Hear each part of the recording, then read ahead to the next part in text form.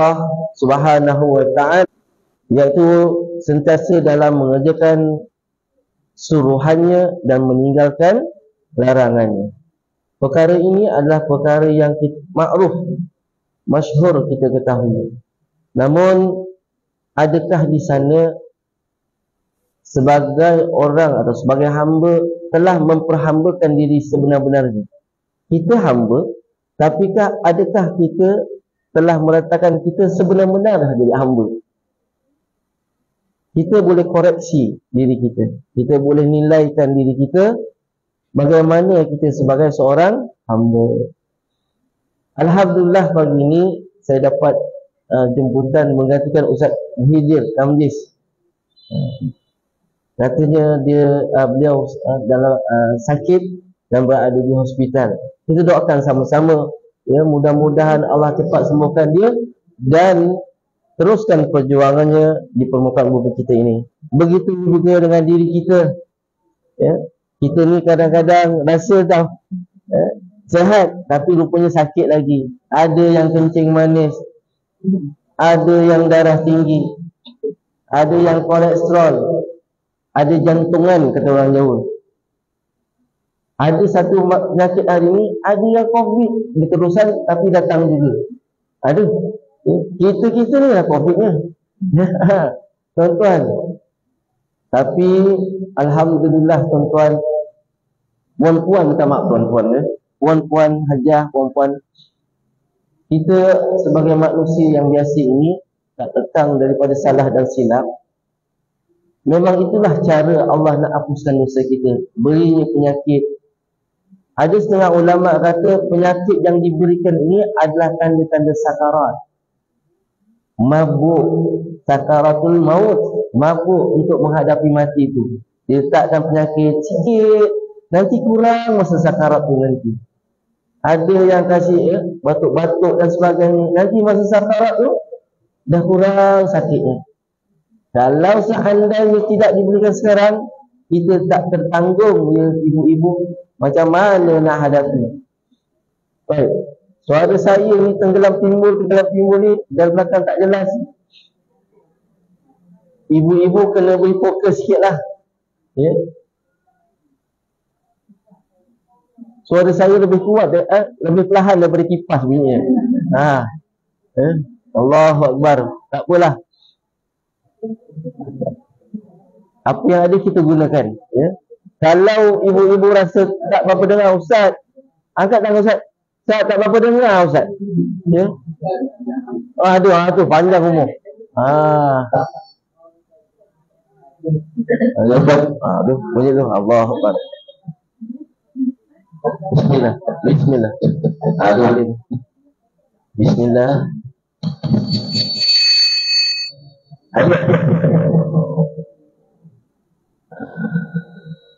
Boleh. Dia apa?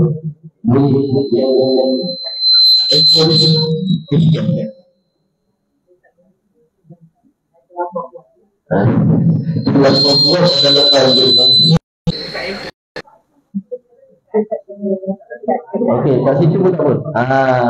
Boleh situ. Dia jelas orang belakang. Baik. Alhamdulillah, ada amalan-amalan orang yang sakit ni ibu-ibu, ya. Terutamanya amalan ini yang dari anjuran Nabi sallallahu alaihi wasallam. Kita pernah dengar hujan pada malam Jumaat, hari Jumaat, kan? Ada amalan-amalannya. Kalau ibu-ibu rasa nakkan amalan ini, ibu-ibu boleh amalkan cara Nabi. Nabi kata, ambillah, kadarlah air hujan pada hari Jumaat atau malamnya, kemudian bacakanlah Fatihah 7 kali. Kuliah, tak dengar? Oh, tak dengar. Dah jadi tak dengar pula dah. Buka aja, lagi jelas. Jadi saya kena jerit sikit lah. Kalau tak dengar juga, minta maaf lah ibu-ibu. Sesemua sikit, minta maaf. Doakan saya semua juga. La yusadda'una anha wa la yunzifun. La yusadda'una anha wa la yunzifun. La yusadda'una anha wa la yunzifun. Amin. Amalan pertama, baca suratul Fatihah sebanyak 7 kali. Qul huwallahu ahad, suratul Ikhlas 7 kali. Falak 7 kali. Nas 7 kali. Tambah ayat kursi 7 kali. Semuanya 7. Oh, ada bunyi lagi sana. Bunyi apa tu? Pindah sana pula. Bismillah. Oh, sana suara tak sampai sebab dia pakai apa? Jarak jauh ni kan. Bismillah. Boleh. Cuba juga tu. Sedang diusahakan tak dapat kita jalan juga. Wah, tu lebih kuat dari suara saya. Okey. Ini amalan untuk cara mengubati diri kita. Siapa yang amal ini diminum dan dimandikan kepada pesakit, tak kira pesakit itu kita atau orang lain, amalkan. Nabi kata ini salah satu penyembuh daripada sakit. Ada juga doa-doa. Ya, ibu-ibu doa-doa. Saya cerita ni, kita kan majlis Maulid Rasul. Jadi kita ambil apa yang ada.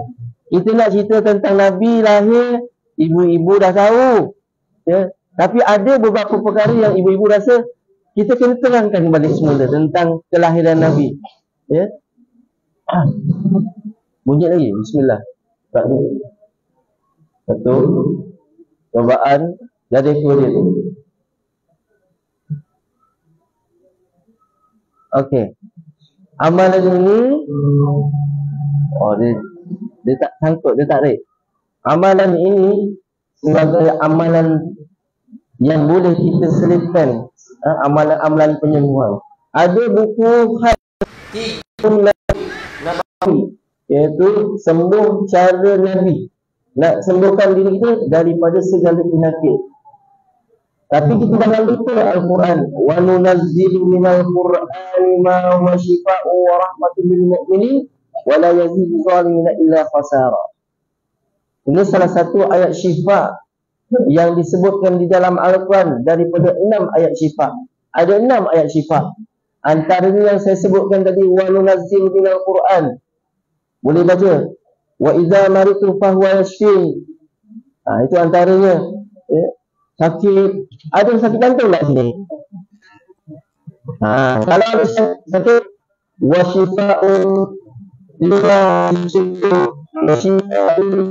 disuruh atau baca selawat hati dipanggil. Allahumma salli ala Muhammad. Letak tangan kanan ni, baca Allahumma salli ala Muhammad. Betul. Ini ayat-ayat untuk sakit jantung. Allahu. Jadi ibu-ibu yang diberkati Allah Subhanahu wa taala, Allah Taala berfirman, laqad kana lakum fi Rasulillahi uswatun hasanah liman kana yarjullaha wal yawmil akhir. Apa kata Allah Taala? Laqad adalah sesungguhnya. Laqad ni dalam permulaan. Okey, terima kasih.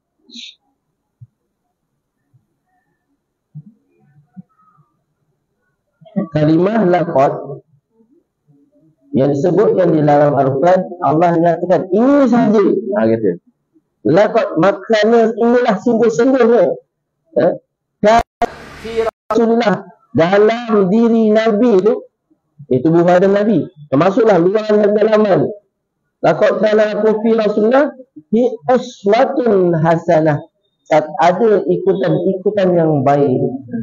Ibu-ibu bila datang ke majlis Maulid Rasul, majlis ilmu, artinya bertemu dengan majlis rahmat, majlis para malaikat, majlis yang dapatkan ketenangan, majlis yang disebut oleh Allah di kalangan para malaikatnya.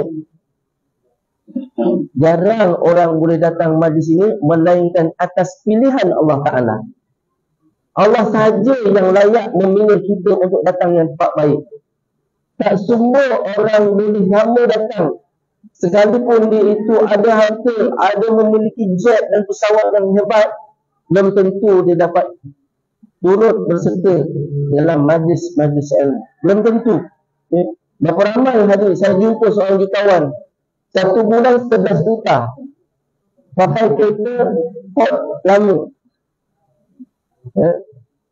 Tak nampak pun itu jauh jutawan, tapi harganya 1 bulan 9 juta harga dia. Dia ni dia kata, apa guna ada harta ustaz kalau diri kita ni tak boleh beribadah?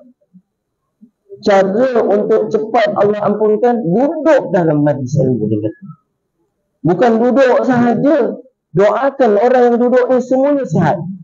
Dia bukan duduk sahaja, ya, duduk doakan orang yang ada ni semuanya sihat-sihat, yang yang miskin dikatakan. Dia tak begitu, bukan nak dapat ilmu sahaja kata dia. Jadi satu nasihat yang baik untuk diri saya dan ibu-ibu sekalian. Nanti kita duduk ni, ya Allah, anakku ya Allah, suamiku ya Allah, ayah ibuku ya Allah, kasihanilah mereka, campakkanlah hidayahmu kepada mereka, khususnya kepadaku ya Allah. Amin tak? Ya. Ini kena minta. Ini salah satu daripada panduan supaya kita ini jangan duk belajar aja. Ya. Kita dituntut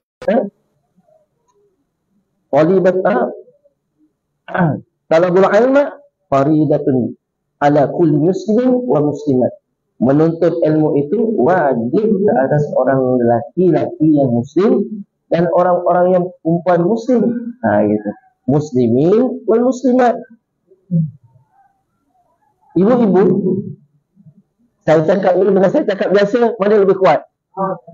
Cakap biasa kuat. Mari kita tutup dulu.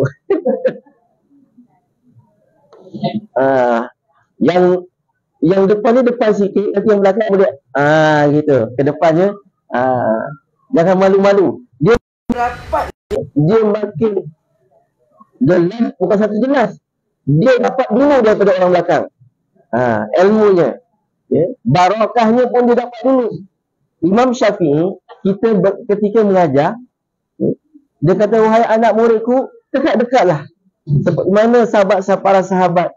Kenapa? Setiap ilmu yang sampai, orang dulu yang dapatnya dulu, ya, barulah orang yang belakang. Ini menuntut ilmu. Tapi kalau bab sembahyang ibu-ibu sembahyang dekat masjid ke surau ke, yang paling belakang pula yang paling afdal. Ya, ibu-ibu yang paling afdal. Anak-anak, sebab itu orang seorang imam baru makmum lelaki dia rasa makmum anak besar dia 3, lepas anak perempuan barulah ibu-ibu di belakang. Ini turutan kaedah yang sebenar di dalam sembahyang kita. Baik. Ibu-ibu, Allah Subhanahu wa taala menyebut uswatun hasanah, ikutan. Ada ayat Quran yang berserta dengan ikutan tadi. Apa dia? Yang bunyi fattabi'uni yuhbib lakum. Ya. Siapa yang nak Allah cerita pada dia, nak Allah tu kasih pada dia, nak Allah tu benar-benar memberikan limpahan kasih sayang pada kita ini semua, fattabi'uni yuhbib lakum, maka ikutlah Nabi Muhammad. Ikut Nabi Muhammad sallallahu alaihi wasallam. Kenapa? Ada apa pada Nabi Muhammad ni kena ikut ni? Kenapa? Kerana ketika sebelum dia dilahirkan, bila seorang ayah, seorang ibu bersama, maka terpancarlah benihan itu. Maka bila benihan itu telah pancar, Allah perintahkan seluruh makhluk, terutamanya malaikat yang terdekat, bincang apa kau nak sumbang pada bakal yang lahir ini.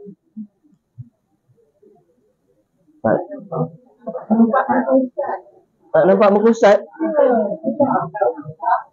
Suara jadilah.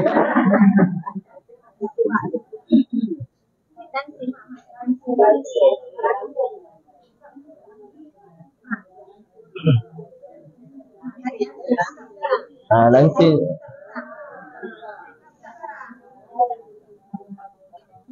Tingkap je buka, langsir je tutup. Gitu.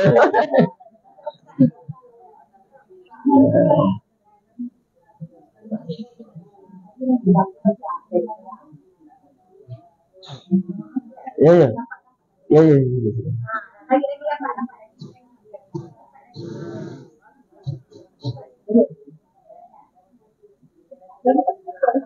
Oh, ni tu. Macam mana nak tutup dia?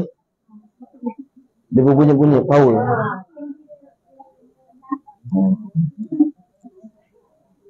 Baik, sampai mana?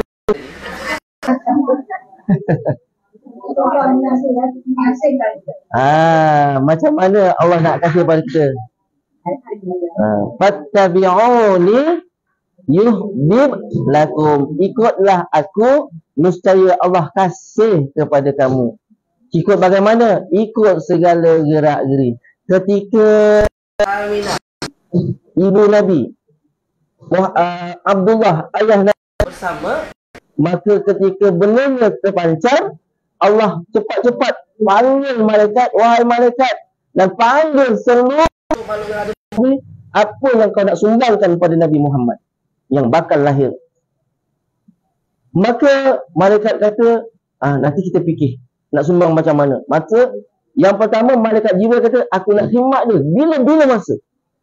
Aku akan bawa segala apa yang kau arahkan, aku akan sampaikan. Binatang-binatang, berhala-berhala, api-api, semua akan khidmat.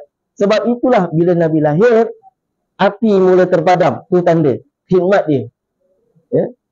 Yang kedua, ketika bila? Ketika berhala besar yang berada di Mekah tembang, aku berpatuh pada kau, aku khidmat supaya aku ni orang tak sembah lagi. Jatuh. Gitu. Bergegar Rom dan pas bergegar kerana saking nak bagi tahu dia khidmat untuk ada tanda kelahiran Nabi. Jarang kita dengar cerita ni, ibu-ibu. Ya. Sebab apa? Ibnu Ishaq, seorang ulama sejarawan, ya, mengatakan ketika Nabi lahir ni tak ada nama serupa Nabi. Tak ada. Walaupun orang dahulu sebut Ahmad. Dalam Al-Quran, nama Ahmad satu je sebut. Tapi nama Nabi Muhammad 4. Muhammad 4 sebut, Ahmad satu. Tapi nama Nabi Isa 25. Lah, kok nama Nabi Isa? Nak cerita tentang pengorbanan orang dahulu, nak bandingkan dengan pengorbanan Nabi ni. Dahsyatnya pengorbanan Nabi. Macam mana? Nabi ni, Nabi Isa diancam bunuh ketika hujungnya. Ya, Nabi Musa ketika hujungnya. Nabi Muhammad awal pelantikannya dah dihukum bunuh. Kan beza? Dahsyat. Masa kecil-kecil Nabi lahir je, ada terpancar satu cahaya rahim yang mengeluarkan Nabi, rahim Sayyidatina Aminah, keluarkan cahaya. Dia kata inilah manusia yang bakal muncul dan membawa hidayah Allah Ta'ala. Keluar cahaya. Ketika lahir Nabi, Sayyidatina Aminah tak ada sedikit pun merasa kepayahan dan kesusahan seperti mana ibu-ibu yang lain. Itu bukti tandanya nak hikmat tubuh badan ni pun nak mudahkan Nabi keluar. Ya? Dahsyat. Kita payah, ada terpaksa bedah, dirobek, hancur ada. Bila dah robek, disangkut balik, bernanah-nanah lagi. Rupanya ada tersimpan tisu ataupun dia punya bandit-bandit sendiri kat dalam tu. Oh, boleh. Pakai juga. Bismillah. Tu. Dia ada ada technical dia, technician dia ada. Alhamdulillah. Benda lebih jelas saya cakap ini dengan saya cakap. Lebih cakap gitu je. Dah mati balik dah. Tak payah tak payah. Original. Allahu Akbar.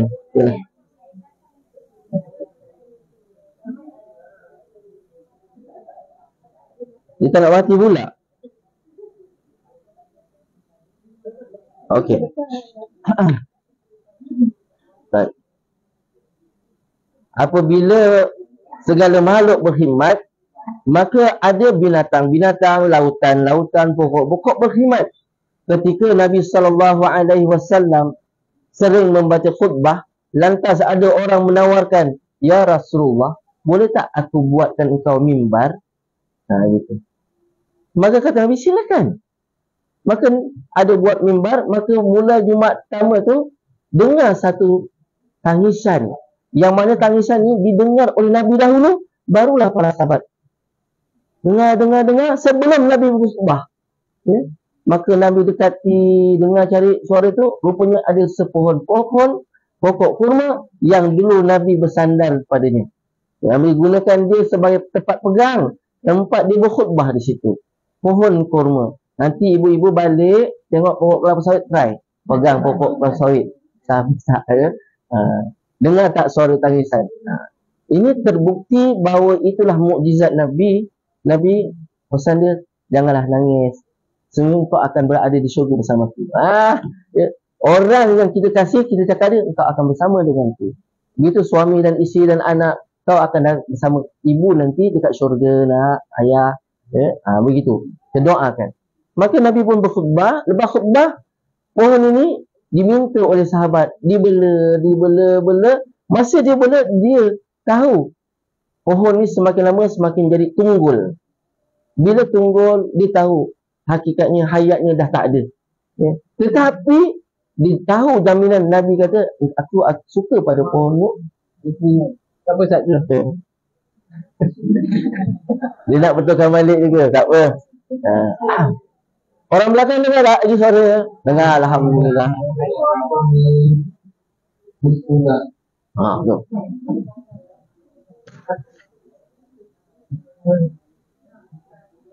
Bismillah. Bismillahirrahmanirrahim. Mati pula. Boleh? Terus ya? Tak. Apa tadi? Sampai mana tadi? Tunggul kurma. Okey. Pokok kurma tu dah jadi tunggul, dibela oleh seorang sahabat. Sampailah sahabat itu meninggal. Pohon itu pun turut meninggal. Selagi ditunggul, tak meninggal lagi. Sampai sahabat itu meninggal, dia pun meninggal. Ya? Dan jaminan kedua-dua sahabat ni, dia adalah penghuni syurga. Allahu Akbar. Itu baru dia kasih kepada pohon. Apatahlah kasih pada tubuh badan Nabi. Ibu-ibu, Nabi ni daripada hujung rambut sampai hujung kaki diceritakan keadaannya. Ya? Keadaannya sungguh sempurna. Bila berdiri dengan duduk sama. Ya?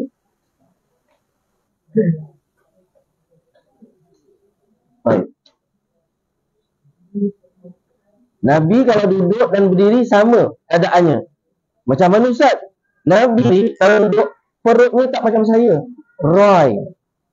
Nampak dada dengan ni? Perut dia besar. Berdiri Nabi, begitu juga. Sininya besar, dadanya lebar.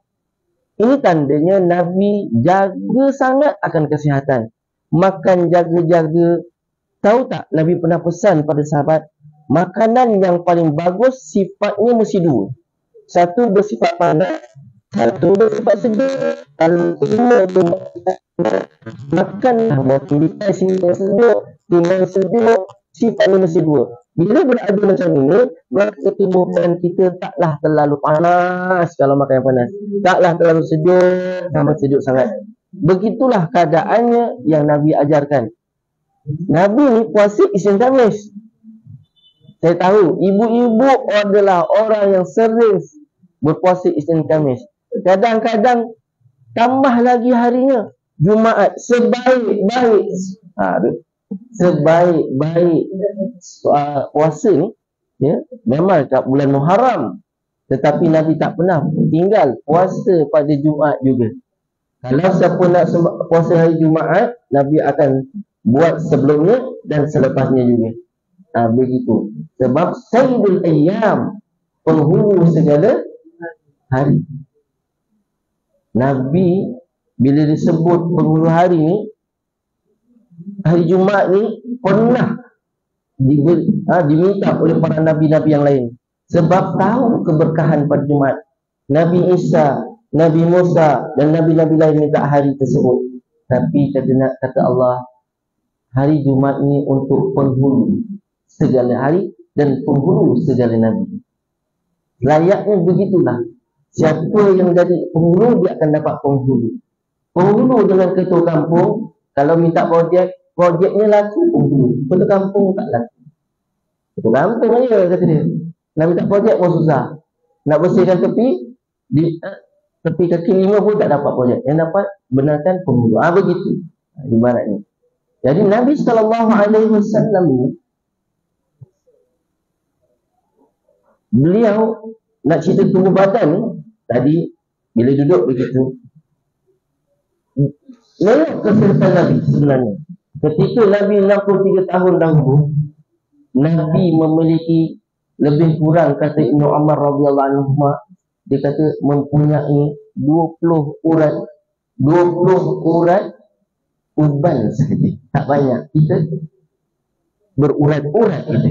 Penuh. Ini tandanya Nabi jaga kesihatan. Kata Sayyidina Anas radhiyallahu anhu, ketika kecil aku tengok Nabi tak ada uban. Tetapi bila aku dekati, aku kira di pelipis Nabi ni dengan janggut tu ada 14 uban sahaja. Habis Ustaz, tadi Umar kata 20, yang ini kata 1, kata 14. Mana yang betul? Ketika Sayyidina Anas tengok, waktunya berbeza, bukan waktu serentak. Nak elakkan daripada nampak uban, Nabi meminyaki rambut. Nabi guna minyak zaituna fihil barakah. Minyak zaitun padanya, di dalamnya ada keberkatan. Sehingga pakai minyak tak nampak ubannya. Habis Ustaz, Nabi pernah mencelup rambut tak? Bawa ilai rambut tak? Pernah. Tapi Nabi tak sekerap macam kita. Minggu ni dah, minggu depan baik, minggu depan baik. Inai. Nabi jarang-jarang tapi pernah buat. Nabi guna al-hina dalam bahasa Arab. Inai. Yang kedua, al-katamu. Sejenis rumput-rumput yang warnanya hitam kemerahan. Kalau hina, merah perang. Katamu iaitu hitam ataupun merah kehitaman. Satu lagi dipanggil za'faran. Pernah dengar za'faran? Orang guna buat apa za'faran? Macam-macam. Dia tulis bismillah tu 780 kali. Kemudian dihapus di atas dengan yang putih, dihapuskan dengan air, buat 7 hari, kasih kepada anak yang tak berapa bijak. InsyaAllah. Kenapa 786? Ada para alim ulama, dia tulis mengikut abjad. Alif kiraannya 1, ba kiraannya 2, ra kiraannya 200. Begitu contoh. Maka campur-campur 766 kali, 786 kali. Maka ulama kata dengan angka inilah, itu yang terdapat pada Bismillahirrahmanirrahim. Bismillahirrahmanirrahim ni berapa huruf? 19. Kalau dicampur dengan tasydidnya, dalam Bismillah tu ada 3 tasydid. Bismillah satu, Manirrahim, 3 tasydid. 3 tasydid. Kalau buat pecahnya ada tambah 3 huruf. 19 tambah 3 22. 22 itu yang orang tak kira. Yang kira yang nampak sahaja. Maka jumlahnya 786 kali. Ibu-ibu bacalah bismillah. Sedangkan bismillah ni bukan 786 kali saja. Ibu-ibu boleh baca 21 kali. Boleh. Ya. Setiap kita nak masuk tangga baca bismillah. Ya Ustaz. Dengar baik-baik. Bismillahi Allahumma inni a'udzubika minal khubuthi wal khaba'ith. Boleh bermakna sama juga. Bismillah juga. Bismillah permulaan ibadah. Jadi ibu-ibu bila nak buat sesuatu, bismillah, bismillah, bismillah. Ya. Apa sih? Okey, baik. Baik. Alhamdulillah sikit. Jadi itu dia saja. Ya. Oh iya. Jadi saya tidak minta maaf. Salah. Saya ulang kembali. Sini amalkan 786 tadi, tulis dengan kalimat Bismillahirrahmanirrahim. Buat 7 hari. Ini amalan ini saya ambil dalam kitab-kitab Quran. Antaranya ada amalan dalam Yasin, Majmu' Syarif tu, tapi yang terkini ini, yang bukan yang lama, yang baru tapi ada sedikit. Ada doa di situ, doa belum buah mulai dan sebagainya. Amalkan, buatkan selama 7 hari tulis. Hari ini 7 tak lama lah ibu. Ada anak-anak yang single, ada anak yang lembab. Bukan lembab. Maksudnya masuk kanan tak keluar.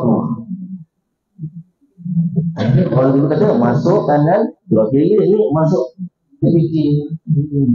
Itu dia fikir. Lambat nak capai. Akhirnya gagal lulus ni.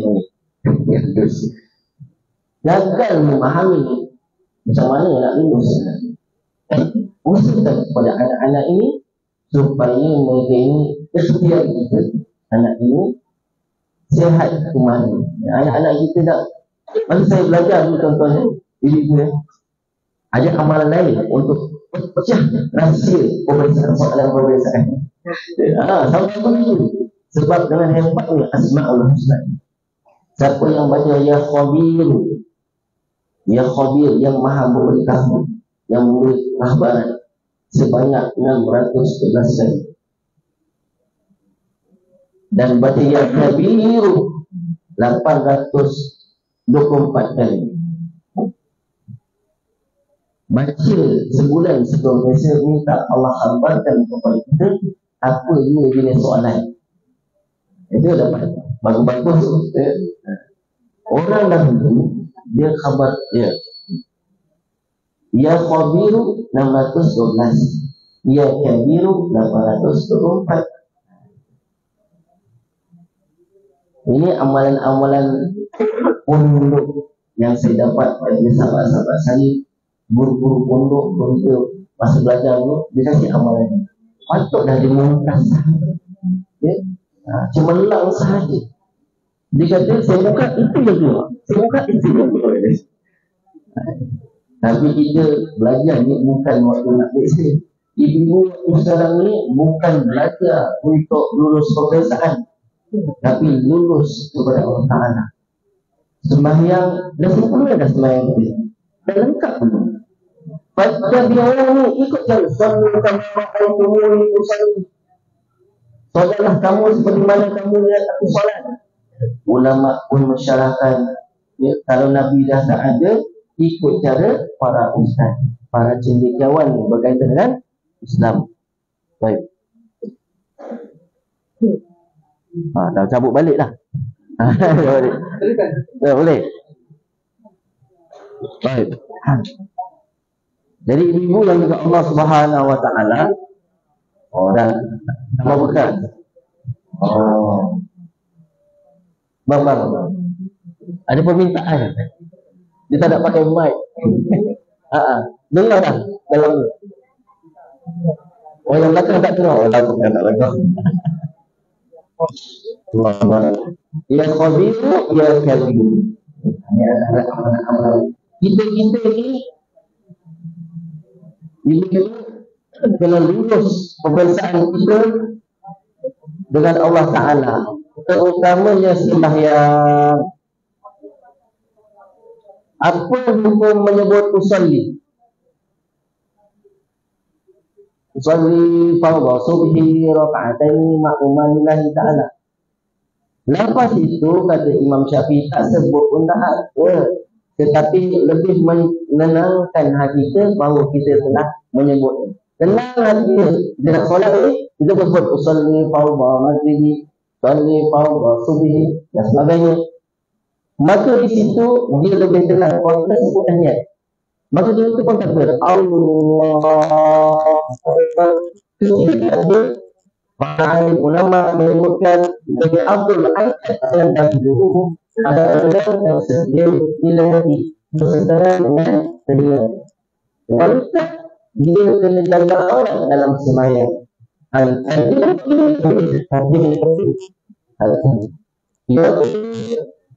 Apa setahun di bawah.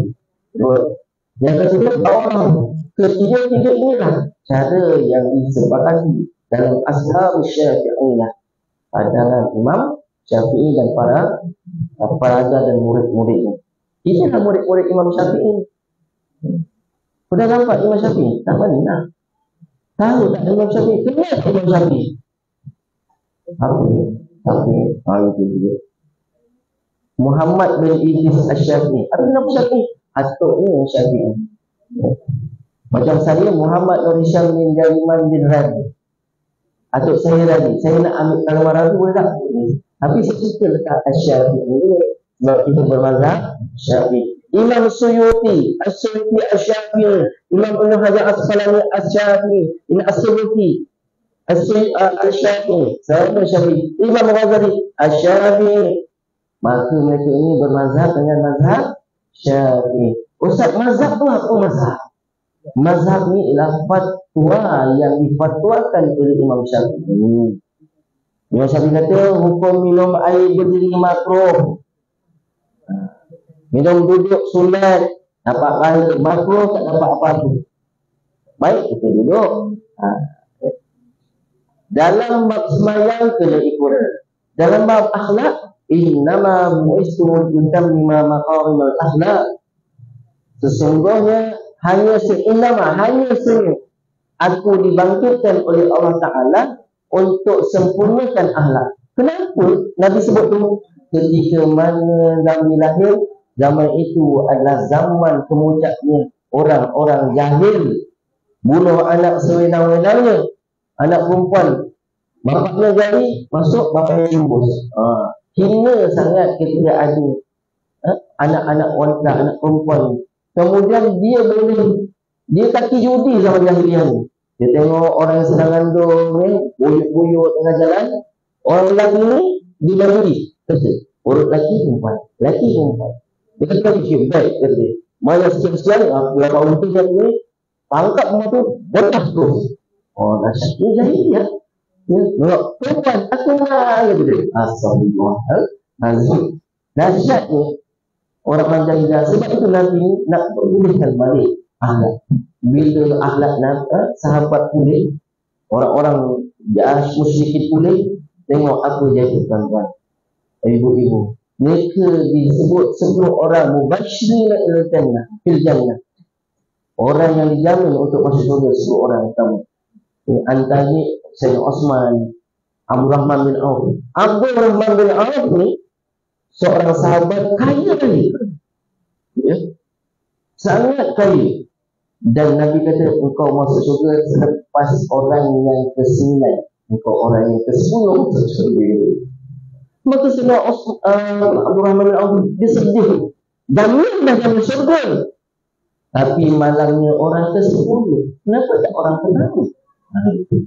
Sedangkan dia banyak sumbang baktinya dan sebagainya dalam Islam. Kenapa orang yang 10? Maka dia merayu kepada Nabi, wahai Nabi, wahai Rasulullah, jadikanlah orang pertama, tak dapat orang ke-9 tu jadilah. Kata Nabi, engkau berat timbangannya, kau banyak harta, lambat sikit masuk syurga. Kalau Sayyidina Ali, orang miskin Sayyidina Ali itu, dia masuk cepat. Abu Bakar lah orang yang kedua sedepan para anbiya dan rasul. Yang kategori manusia yang selain para Nabi dan Rasul, Sayyidina Abu Bakar masuk surga. Ya, masuk dulu orang pertama. Orang kedua Sayyidina Umar. Tetapi setiap Sayyidina Umar ni, kata Nabi, dia orang yang diuji oleh Allah ketika mahsyar. Itu Sayyidina Umar. Kita Allah. Pernah tak kita berlawan cakap mak ayah? Saya anak yatim piatu, Ustaz. Okey, selamat. Pernah tak kita lawan cakap cikgu-cikgu kita? Yang itu saya pun anak yatim piatu. Dia tak bisa tu. Mak kita ada tak? Ada. Derhaka, kalau derhaka sama ayah, artinya dia derhaka dengan Allah. Redha Allah ala redha walidain. Sahabat ala sahabat walidain. Allah redha mengikut apa yang dia doa mak. Ibu-ibu tolong jaga je percakapan. Jaga percakapan pertuturan kita ketika bercakap dengan semua orang. Anak ni terutamanya ibu-ibu. Bila ibu marah je, Allah terus marah. Bila ibu cakap gitu je, Allah tak apa kan? Sebab saking dapatnya. Sebab kenapa ibu ni Allah tunaikan cepat makbul? Kerana dia bersusah payah menanggung selama 9 bulan 10 hari. Ada yang 6 bulan, ada yang 7 bulan. Menanggung beratnya. Orang mengandung ni kata Allah Ta'ala 2 kelemahan. Satu lemah rasa mengandung, satu lemah ni berat nak bawa baby. Itu dia. Saking Allah kasih, Allah dekatkan seorang ibu dengan Allah Ta'ala. Sebab itu ibu yang dah jadi ibu ni, dah jadi nenek ni, tolong bahasa. Ini anak tak guna ni, habis tu. Ini anak saya, tolonglah ibu. Nak rezeki tak boleh, nak kaku pun tak boleh. Itu kalau dah terbiasa. Ya? Dan Nabi SAW mengatakan apa? Orang yang suka mencela, orang yang suka menghina, diharamkan syurga Adnan namanya. Maksud syurga Adnan, Allah ketika Allah Ta'ala yang ciptakan syurga Adnan, Allah haramkan 4 orang. Yang pertama, orang kafir pertama. Yang kedua, orang yang suka mencela. Yang ketiga, munafik. Yang keempat ni, orang yang buat perkara haram dalam diam-diam, perkara dosa dalam diam-diam. Orang tak ada, dia buat dosa. Orang ini tidak akan masuk dalam surga azab, melainkan dia bertaubat sungguh-sungguh kepada Allah. Wa tubu ilallahi taubatan nasuha.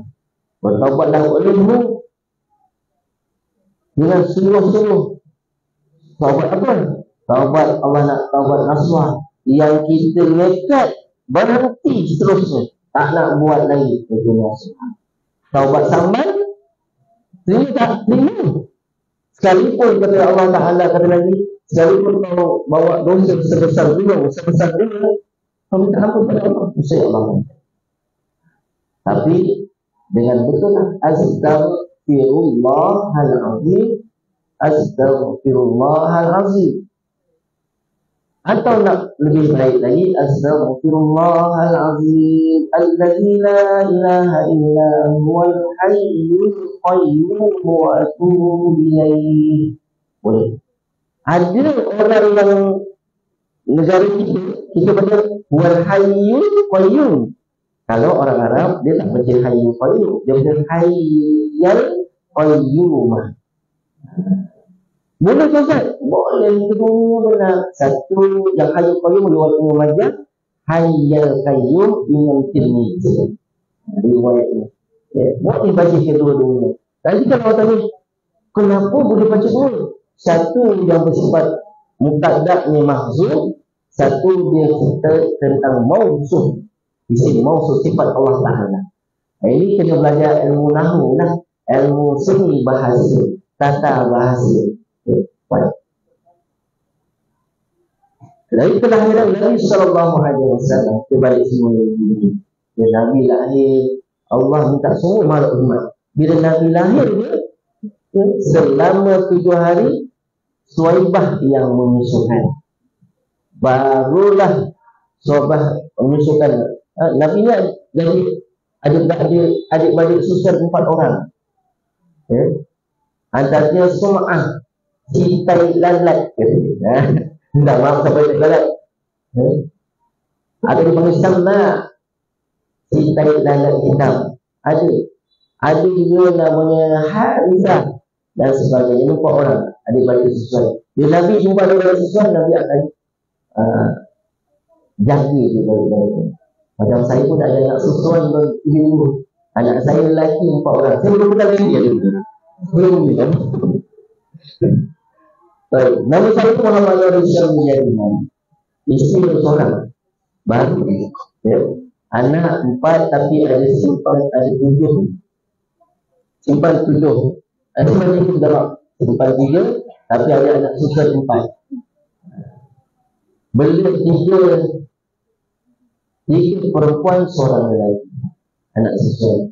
Dan saya rekod benda tu supaya anak saya ni tahu adik-adik susuan ni. Itu saja yang Allah kurniakan bagi saya. Doakan saya sihat. Ya. Dan saya tinggal baru setahun dekat kampung Sungai Purai. 1 hari 1 2023 saya mau pindah Sungai Purai daripada Kota Tinggi. Masa tu masih ada lagi ibu mertua saya. Bulan 3 Allah jemput dia dan saya teruskan duduk di situ disebabkan permintaan adik-beradiknya. Kalau tak saya balik Kota Tinggi lagi, tak jemput lah kita. Pendidikan saya terakhir di Timur Tengah, Mesir, pada tahun 2003 yang lalu. Last lama dah. Sekarang dah 2023, 20 tahun kurang tinggal. Mula-mula ngajar memang ngajar-ngajar budak lagi. Balik-balik sekolah agama, sekolah Arab, sekolah menengah. Sekarang ni kita terus bebas ni, pendakwah bebas dah. Tak ada masalah insya-Allah. Masa jadi ibu mertua ialah orang nak kerja dari sini, kena masih yang banyak, kena hantar tinggi. Jadi oleh saya takut takut tempat yang kita kerja nanti membebankan mereka, maka saya ambil langkah untuk bersendiri, berkhidmat dengan masyarakat, terjun dalam masyarakat sendiri. Itu sedikit usia rahsia.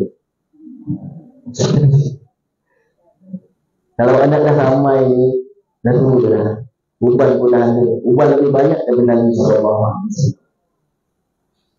Baik, ini pun juga Allah Subhanahu Wa Taala sebenarnya ada hajat dari tuan rumah. Ya, selain daripada kita sebenarnya nak ceritakan tentang Ashabul Kahfi. Hari ini kan kecoh. Mana yang benar Asal? Betul ke Ashabul Kahfi itu Nasara asalnya? Betul ke itu Muslim? Mana satu nak pakai ni? Seagak hidup ke yang ini? Yang ini ke tengah satu. Kita sebagai rakyat biasa awam, kita tertanya-tanya mana yang betul. Betul? Nak jawab macam mana? Baca surah Kahfi hafal lah Ustaz. 110 baca dah. Tapi tadabbur tak. Surah Kahfi ni ada 4 kisah. Satu tentang kisah orang yang banyak hafal. Kedua Ashabul Rahim yang masuk dalam gua juga. Ketiga Ashabul Kahfi. Yang ketiga Ya'juj Ma'juj. Ya, kisah Zulkarnain. 4 kisah ini masyhur dalam surah Ashabul. Tapi namanya Ashabul Kahfi ini betul. Nah, ini ayat 9 sampai ayat 22 surah Kahfi. Cerita betul-betul tentang Nabi Allah. Tentang Ashabul Kahfi. Ayat 9 sampai 22. Ada Ibrahim sampai ayat 26. Tolong cek balik. Baik. Kalau seorang ahli sejarawan mengatakan sebelum datangnya Raja Daqyanus, zaman itu zaman Daqyanus, sebelum datangnya Daqyanus, orang berpegang dengan agama Yahudi. Yahudi berpegang dengan pahaman Bani Israel kitab Taurat. Raja Daqyanus datang bakar. Maka pemuda-pemudanya adalah anak-anak pembesar, yang mana mereka ini macam otai-otai di dalam kitab Taurat. Itu pegang pahaman. Artinya orang yang pegang Taurat ni orang Islam ke orang Yahudi? Orang Yahudi yang beragama Islam. Begitu. Maksudnya di Bani Israel. Bani Israel sebelum kedatangan Daqyanus dia beriman dengan Allah dan Nabi Musa alaihissalam. Sehingga turun sampailah kisah Ashabul Kahfi. Dah terjawab belum? Islam ke tidak? Islam. Nanti Islam bab ini ada perbahasan. Ya. Dalam kitab Ibnu Katsir, tafsir Ibnu Katsir ayat 9 sampai 26 ni ada orang ulama menyebutkan antara Ibnu Ishaq, dia kata mereka ini dulu agama Nasarah mengikut pandangan Nasrani Najran. Ada kuat Najran ni dianggap bahawa pemuda ini adalah Nasarah. Yang mana betul? Siapa ini sejarawan? Ini sejarah. Kononnya mereka ini tak beriman. Tetapi bila dikaji, Nabi Isa tak sampai lagi ketika itu. Bukan zaman Nabi Isa. Belum Nabi Isa. Artinya masih beragama Islam, bangsa Yahudi. Habis tak? Pertemuan apa? Pertemuan ini boleh pakai kerana boleh jadi Islam, boleh jadi ini bukan Islam. Ada dua ulama tafsir, masing-masing mengungkapkan dengan dalil dan nas yang kukuh. Habis tak kata apa? Kita berdamai. Sebab sejarah ni hanya yang tahu Allah. Kita makin lama makin tak tahu. Tetapi ada dalil, dalil ni ada ni. Maka kita pakat bahawa pemuda ini setelah dia masuk tua, sebelum dia masuk tua, dia telah merajakan diri untuk tidak menyembah kepada Raja Dikianus punya sembahan. Dikianus ni bawa sembahannya berhala-berhala, ya. Orang tak beriman dibunuhnya. Dikianus ni ibu-ibu katil dia boleh duduk 1000 orang. Katil panjang dia tu. Maknanya dia ada bundik-bundik 1000 orang. Katil di sini sampai 1000 orang ni pun kata mana semuanya emas. Emas berlian semuanya dipapah. Saking kayanya Dikianus. Sebab ini tanah saya yang tanya. Akhirnya pemuda ni pergi dalam kitab pondok. Dalam kitab pondok, zaman saya gaya pondok dulu, setiap hari Jumaat Sabtu kita baca satu kitab Ashabul Kahfi ni. Warnanya kulit dia warna pink sikit. Baca kitab tu, keluar bila dah bersuara dengan raja, seorang pemuda keluar dalam keadaan bingung. Datang seorang sahabat, datang ni. Lama-lama masa bertanya, kau nak kenapa dia? Kau bingung lah. Dulu kita beriman dengan Allah, bila datang Dikianus dia suruh sembah pula. Aku tak boleh kan, tak redha, nak lari daripada sini. Maka disebutkan di dalam Al-Quran, ada orang mengatakan yang keluar itu 3 orang, 1 anjing. Ada yang menyebut 5 orang, 1 ekor anjing. Ada yang sebut 7 orang, 1 ekor kambing. Anjing. Anjing. Mana betul? Allah sendiri yang jawab. Sesungguhnya bukan 3, bukan 4, bukan 5, bukan 7. Habis apa? Tapi 8.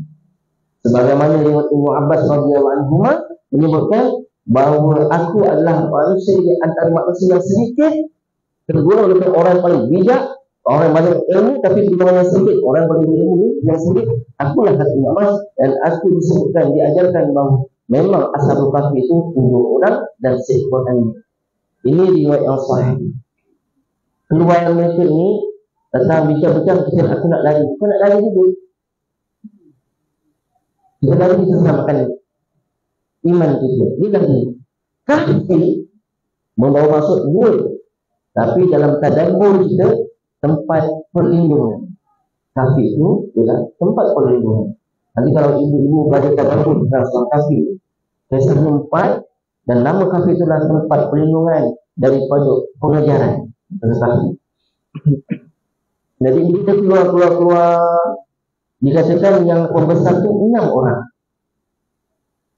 Datang seorang pemuda kebun, nampak pakaiannya hebat, kami orang miskin, nak ke mana? Dia kata kami nak melarikan diri kerana raja kini dah semakin teruk, suruh kami sembah kepada berhala-berhala. Kalau kau seorang pembesar, dengan paling besar kau sanggup melarikan diri demi untuk menjadi iman, aku seorang petani, aku nak ikut engkau. Cukup 7 hari. Jalan-jalan-jalan, seekor anjing datang. Seekor anjing datang ni, tiba-tiba dihalau oleh 7 orang. Apa siapa? Jangan ikut. Pergi. Anjing itu. Dan tiba-tiba Allah Ta'ala jadikan satu suara yang kepadanya. Wahai pemuda, wahai orang-orang yang menjaga iman, aku pun turut nak jaga iman aku. Anjing itu cakap. Ini wujud dalam kitab Ashabul Kahfi. Kitab itu cerita sebenarnya kitab Ashabul Kahfi cerita Nabi Yusuf, Nabi Allah Yusuf. Panjang lebar. Ada masih cerita Nabi Yusuf. Ya. Bila dia pergi, maka berehatlah dia dalam cari buah.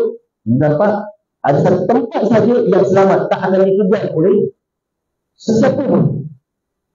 Maka dia pergi menuju ke tempat itu, namanya Jordan, Urdun dalam masyarakatnya. Saya pergi lihat. Masa saya nak pergi mula-mula tahun 1 tu, saya singgah dekat Jordan tu, pergi tengok Ashabul Kahfi. Nampak tulang saya cakap, oh tulang. Ini tulang ni, ada tu nak boleh tengok. Zaman saya tahun 95. Saya pergi dahulu.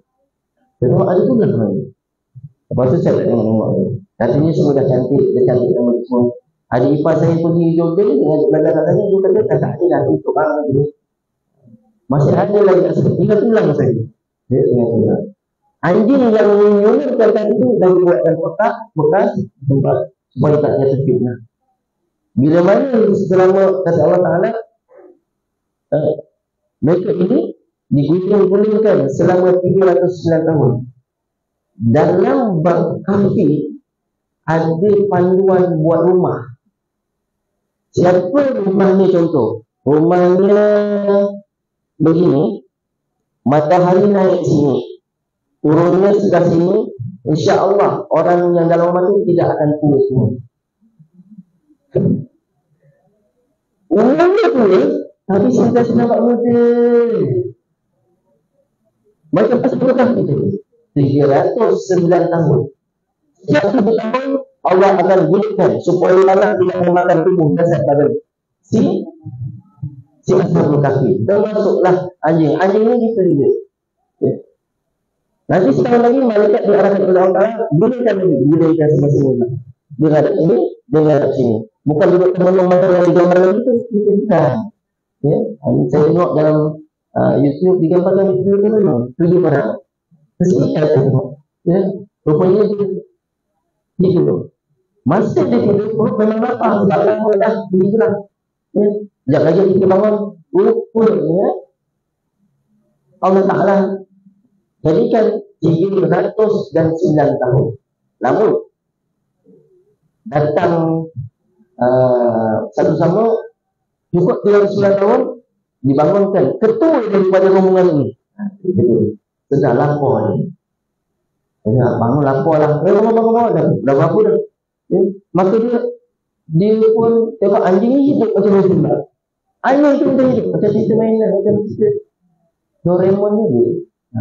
Tapi ini realiti ibu. Ya. Bila mana Nabi Muhammad, bila Ashabul Kahfi dapat, dia wakilkan seorang untuk pergi beli roti. Dia pun pergilah ke satu tempat hotel nak cari roti. Dia bahasanya tak bertukar.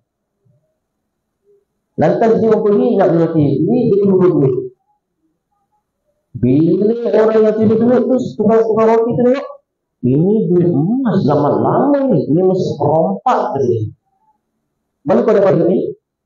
Mana kau dapat? Aku dapat. Mana kau ada duit? Ini duit. Nah, ini bukan duit kan ni. Ini perompak ni. Angkat orang buat beli roti tadi. Mereka dijumpakan dengan Raja tengok. Oh, masa itu Raja dah mula bertukar kepada Islam. Akhirnya mana kau dapat? Dia kata aku dapat daripada Raja Dijanus. Dia kata itu 300 abad yang lalu. Dijanus. Dia banyak. Baik. Maka dia kata kampung kita ni ada satu tempat orangnya dah tua sangat. Ni, kena ni dah hampir cecah ke sini. Tua sangat, saking tuanya. Mari kita pergi. Dia pun pergi. Sekali dia tengok, muka macam tak tu. Kau siapa? Kata orang tu, akulah, saya kata, tak melihat kata sebalihan. Tak melihat. Aku cakap, itu aku. Tidak keturunan dulu. Aku dah semua bangka ni, aku dengar daripada nenek-nenek aku ni tentang kau. Maka rupanya Allah nak jadikan asbab zaman lain berlaku bangkit semula ini Rasulullah berlaku tentang salah faham tentang bab akidah. Islam betul ke? Nasrani betul. Ikut Nabi Musa ke? Nabi Isa ke? Ikut Nabi Islam. Maka semua maka tentu dikerahkan untuk pergi ke Ashabul Kahfi, Mak Gua itu, untuk meraihkan kahfi dan meraihkan keinginan mereka. Sebab cucu mereka dulu atuk saya ni, atuk bersaya itu, dia beritahu atuk yang ni lari diri kan nak selamatkan iman. Lain sampai lagi saya beriman dengan apa tak saya beriman. Macam dah tunggu bangku dah bangku cucu cicit ni. Akhirnya apa berlaku ibu? Maka orang pun menjadi satu kehayatan bahawa yang sebenarnya agama yang betul ialah Islam. Itu dah cerita tentang lagi ni yang dah bab akidah yang ketika itu masalah akidah, maka orang kampung itu berislamlah semua.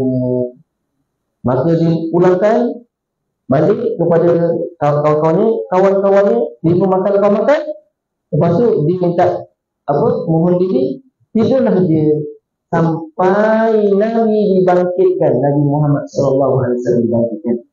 Ketika Nabi dan menjadi seorang Nabi, dia kerahkan 4 orang sama.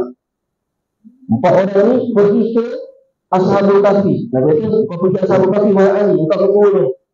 Nabi pun bentangkan dia punya sejadah. Duduk 4 orang, zam-zam ala kasam. Macam mainan. Sebenarnya itu dalam hadis. Memang terbang ni. Pergi ke Jordan, ketuk pintu Jordan, bisalam, bagi tahu pada dia, sesungguhnya Nabi akhir zaman telah bangkit. Tidak apa beriman dengan akhir zaman. Semua Ashabul Kahfi ini beriman, termasuklah anjing. Anjing pun beriman kepada Nabi Muhammad SAW. Lantas sebenarnya mereka ini balik pulang dan bagi tahu melihat dari sebenar apa yang berlaku. Tetapi kata Nabi, sesungguhnya Kahfi nanti akan bangkit sekali lagi, bantu agama Islam lawan Dajjal. Lawan Dajjal. Nanti dibangkitkan lagi. Itulah sebabnya orang-orang yang boleh lawan Dajjal ni betul-betul awliya Allah. Kalau kita ibu-ibu Allah boleh kita nak lawan Dajjal, buka radio dengan lagu Siti Nurhaliza, goyang lagi. Ini kata ulama. Kalau ada ulama, dia dengar muzik, kaki dia gerak-gerak, nescaya dia akan ikut penunjuk Dajjal. Ada orang kata Nabi, jumpa kepada Dajjal, bila orang hebat kuat imannya, terus dia murtad, ikut dengan Dajjal. Itu ulama kata Nabi. Habis siapa? Hanya seorang lagi yang dapat jaga. Namanya Nabi Khidir alaihissalam. Wajahnya seperti seorang pemuda, dibelah badan Nabi Khidir alaihissalam, dibelah tanpa balik. Nabi Khidir kata, engkau lah sebenarnya Dajjal. Ibu-ibu, kalau ada datang Dajjal ni, jangan bawa pun, ikat anak-anak, jangan sampai dia keluar. Sebab pun siulannya saja sangat merdu. Itu baru siulan, belum cakap, belum bernyanyi. Hari ini tak siul, Dajjal tak keluar lagi. Anak kita habis pergi ke tempat-tempat yang bukan selayaknya. Ni ada jom-jom sana jom sini kan. Tolong jaga baik-baik. Tak salah, tetapi biarlah hiburan itu bertepatan dengan syariat Islam. Baik. Dah berapa ya? 11.14. Ada lebih kurang 16 minit. Baik.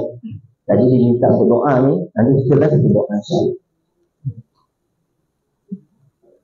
Jadi insya-Allah Subhanahu wa taala kesimpulan tentang majlis Maulid Rasul kita kena pegang dengan kalimah fattabi'uni yuhbib lakum. Bukan itu saja, banyak lagi. Tapi ini salah satu daripadanya. Kita pegang semua-semua. Ikut Nabi, Allah kasih. Ya. Cara macam mana pun, kena ikut Nabi. Ustaz, daripada fardu ainnya. Fardu ain tahu, fardu ain ada 3. Yang pertama namanya ilmu usuluddin atau akidah atau ilmu kalam atau ilmu tauhid. Yang kedua ilmu syariat atau ilmu fiqh. Yang ketiga ilmu tasawuf. Dan ilmu tasawuf ini abad masyarakat daripada Syekh Al-Asqalani di Al-Sabiqam. Kita ni guru kepada Syekh Abad. Mengajar apa yang Allah tu. Dia ni seorang wali Allah. Ada muridnya Syekh Abad. Dia cara pun siapa yang tak belajar tasawuf, tak belajar tasawuf, rosak imannya. Apa rosaknya? Sebab dengan cara jalan tasawuf lah seseorang itu sembahyangnya akan menjadi utuh. Contoh, ketika kita takbir Allahu Akbar, di situ ada terkandung berbagai-bagai ilmu. Yang pertama Allah, ilmu syariat. Akidah kita tidak sembah Allah. Tasawuf kita sembahyang aku inilah yang terakhir. Tak ada dia, tak ada wujud, tak ada hubung dunia, tak ada dua tu. Ya. Berbagai-bagai lagi as-sum'ah kan. Ya. Sifat-sifat tasawuf ni sifat-sifat yang sebagai taat yang batin, taat maksiat yang batin. Kena belajar. Taat yang batin tu macam mana? Maksiat yang batin macam mana? Taat yang zahir macam mana? Maksiat yang zahir macam mana? Itu diterangkan dalam beberapa kitab. Khususnya ibu-ibu balik ni cari kitab Hidayatul Salikin boleh. Cari kitab Bidayatul Hidayah boleh. Minhajul Abidin boleh. Kitab ini adalah kitab yang mendorong dan memudahkan kita belajar bab tasawuf. Bila kita tak berdiri, tak ada perasaan aku lebih baik daripada engkau. Habis. Tak ada aku lagi sedar.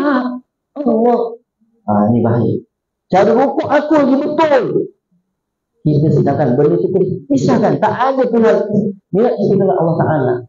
Orang yang jiwa besar, dia akan bawa segala sifat yang besar untuk Allah yang Maha Besar.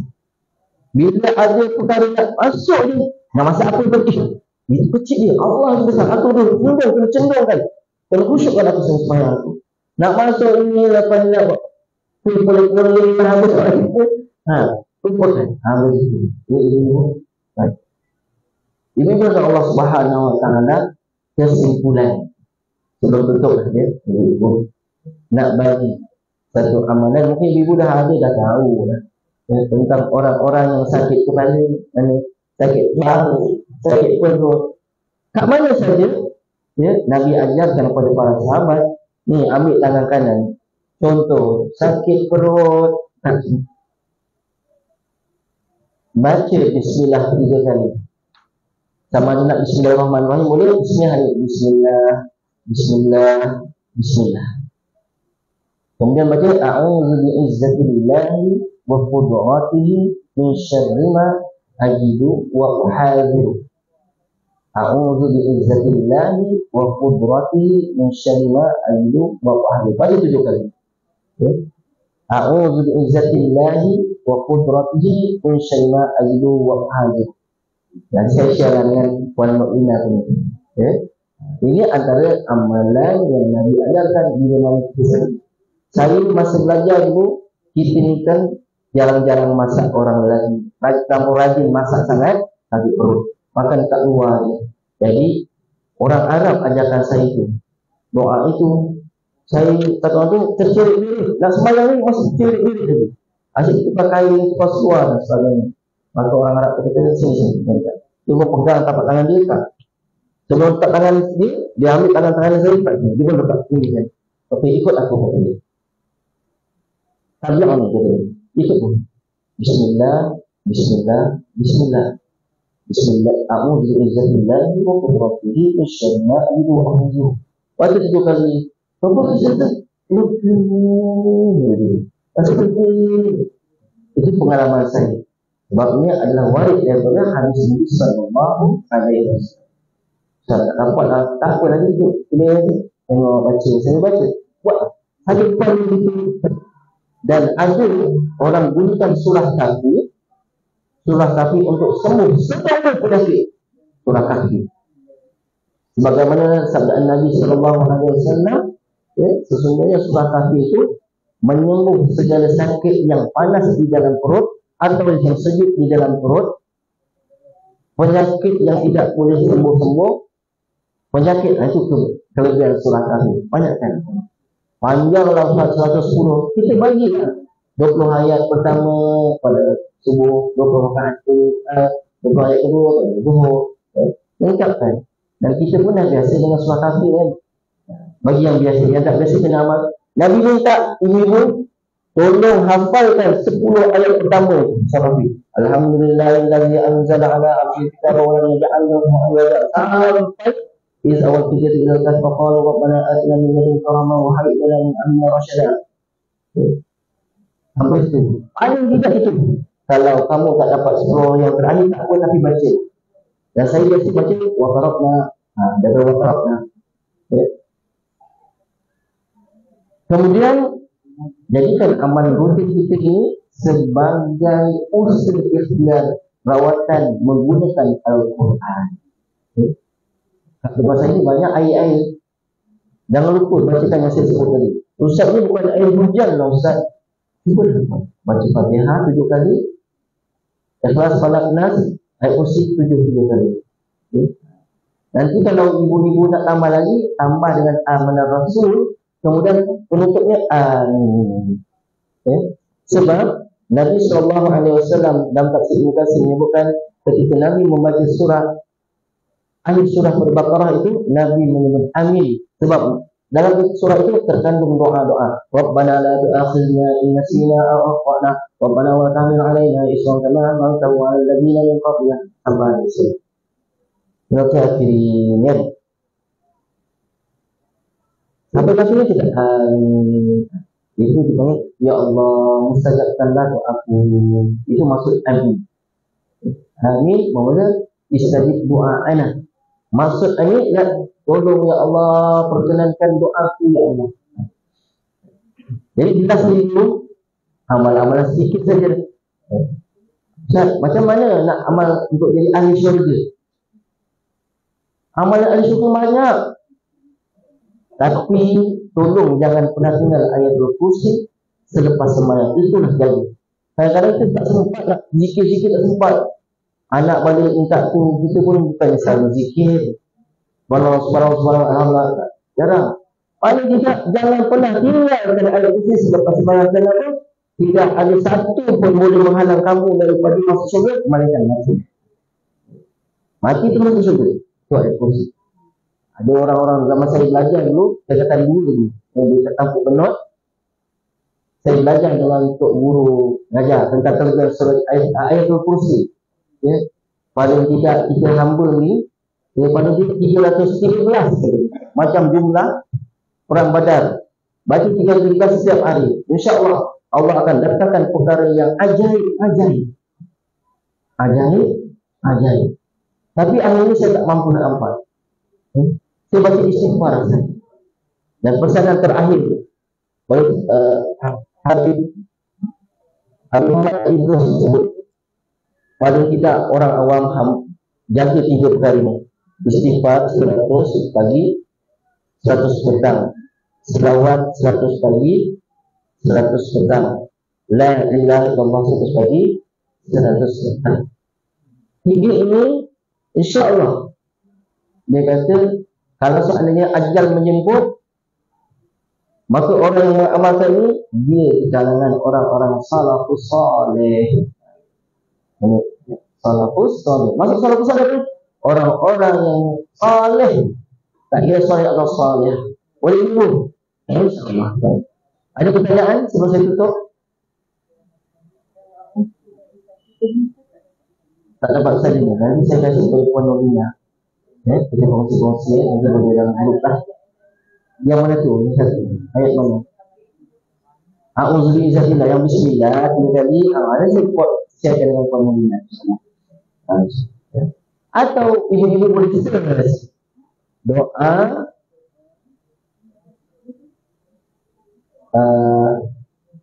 doa rawatan Nabi dengan pegang tangan.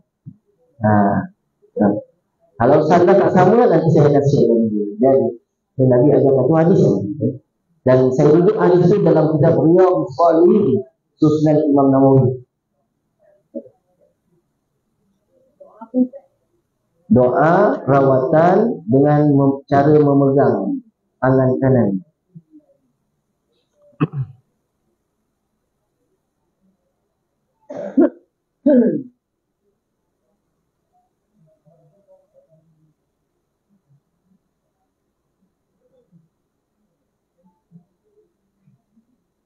Okey, baik. Ibu-ibu yang minta Allah SWT, sebelum kita tutup, sama-sama kita sempurnakan hajat tuan rumah, iaitu doa untuk tuan rumah sekeluarga, diberikan kesihatan selamat dunia akhirat, dimudahkan segala urusan dan semoga dihilangkan segala hasad dengki, dipandangkan manusia yang dekat, dimurahkan rezeki dan disembuhkan segala penyakit. Doa juga kepada Ustaz Haji Muhyiddin Tangiz dan juga Hadiah Rahmah Ismail yang dirawat di hospital. Begitu juga kepada para untuk Rahmah Haji Muhammad bin Basir, Allah yang rahmah Haji Nurul Ali. Haji Nurul Ali. Baik. Ini bersama doa penyembuh sakit perut.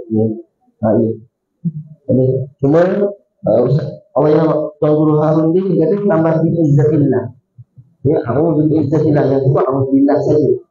Kita ambil tambah sedikit. Ustaz bid'ah tak kalau kita tambah? Doa tadi ya amanal qaifin amina mimma yaqaf. Ada riwayat tak? Doa ni Nabi ada cakap pasal Melayu ke doa? Tak ada. Kita je cakap pasal Melayu. Bid'ah ada tak? Doa. Apa saja jenis doa. Tapi kalau bab-bab yang telah ada dalil qat'i, dalil yang telah seragam, maka tak boleh. Ada orang amalkan mandi sebelum fajar. Dalam kitab Mata' al-Badrain wa Majma' al-Bahrain ini buat apa? Nawatu nawatul ghusl sunnatan li hayati lillahi ta'ala. Saja aku mandi sunat hayat kerana Allah Ta'ala. Kan ada kan zaman-zaman kita belajar tu. Itu bagus tu. Sebenarnya tak niat pun tak apa. Cuma para alim ulama kata kalau mandi walaupun tak bersama suami, mandi niat hadas besar. Niat je hadas besar. Sebab kita tak tahu hadas besar yang sama kita ambil tu sah ke tidak. Tapi kita yakin je. Ya. Tapi kita ini kan yang hadas besar yang pertama mandi sunat hifzul iman. Jaga iman. Mandi sunat jaga iman. Orang sembahyang solat jaga iman. Pernah sembahyang tak? Sembahyang untuk memelihara iman. Pernah dengar tak? Usalli sunnatul awwabin ma'a hifzul iman rafa'atan lillahi ta'ala. Saja aku solat taubat berserta dengan solat hifzul iman, menjaga keimanan 2 rakaat tunaikan Allah Ta'ala. Pernah buat tak ibu-ibu? Nah, surat awwabin katanya. Awwabin bila terletaknya di mana? Iaitu antara maghrib dengan isya. Iaitu selepas ba'datul maghrib hingga isya. Solat 6 rakaat. Kalau tak dapat 4 rakaat, tak dapat 2 rakaat. Dan seandainya siapa yang sempit, contohlah dekat isya dah, dia dapat mampu sembahyang isya 3 rakaat, 2 rakaat ba'diyah. Niatkan ba'diyah itu dengan solat awwabin sekali. Boleh? Ba'datul isya ma'al awwabin rakaat awwabin. Dapat sunat awwabin itu. Itu jenis orang yang sempit. Tapi orang yang malas dia buat buatlah. Itu solat sunat awwabin. Baik, insyaAllah ibu-ibu kita ada nak tanya lagi? Ini ceramah boleh tanya-tanya pula boleh, tak ada masalah ya. Mudah-mudahan boleh barakah rahmat Allah Ta'ala. InsyaAllah kita sampaikan hajat kepada tuan rumah dan ibu Ustaz.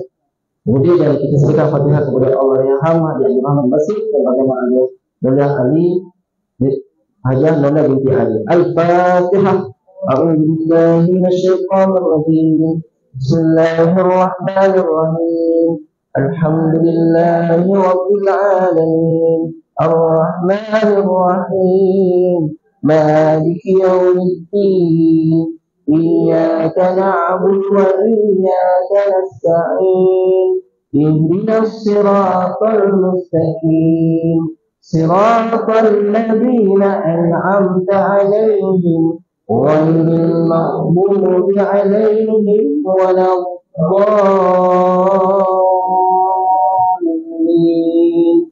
Amin.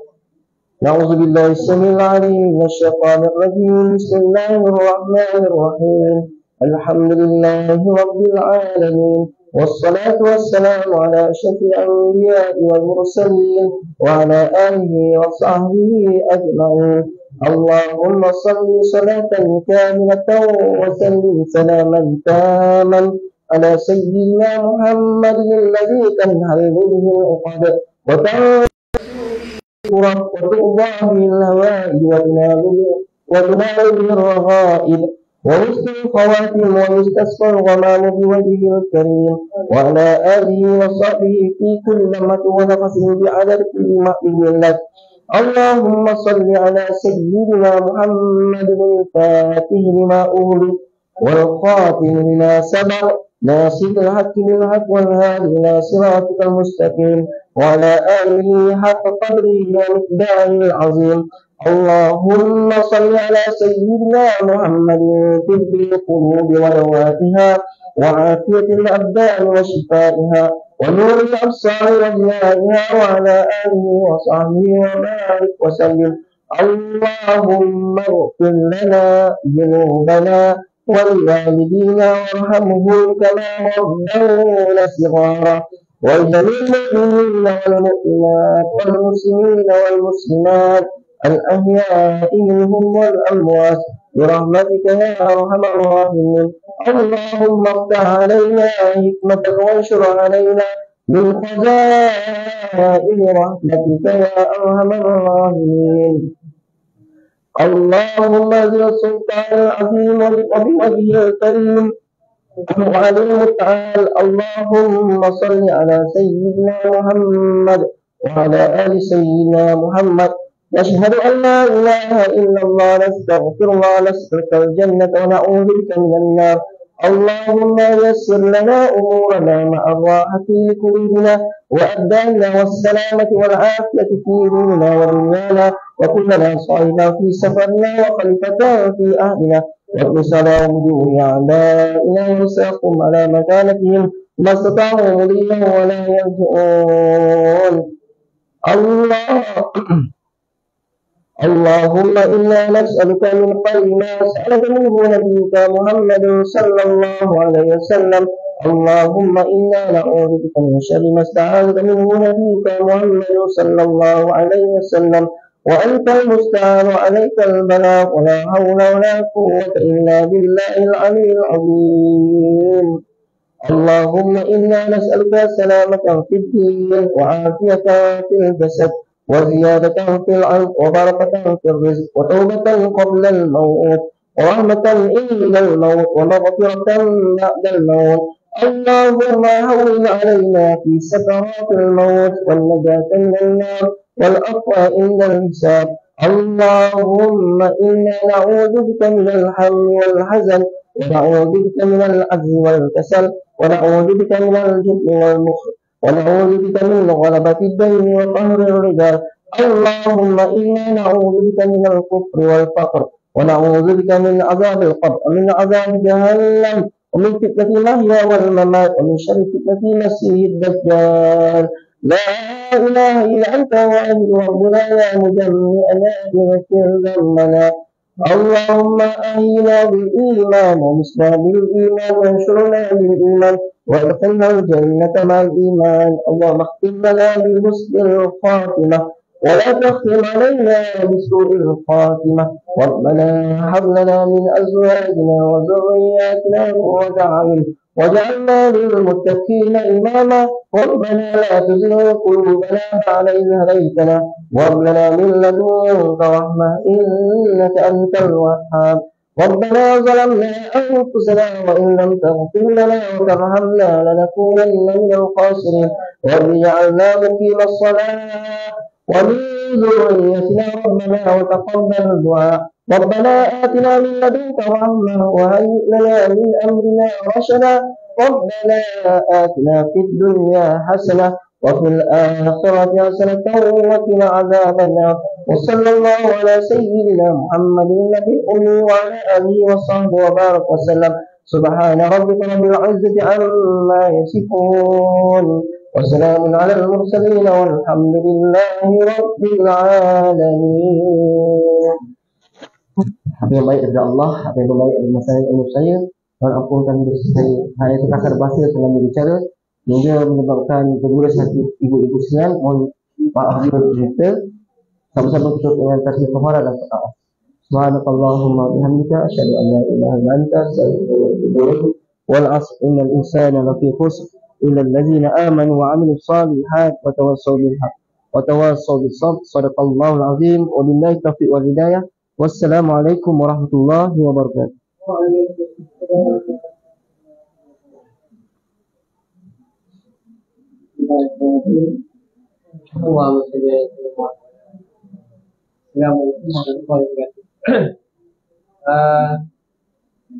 Pertamanya saya nak kenalkan diri yang belum kenalkan saya.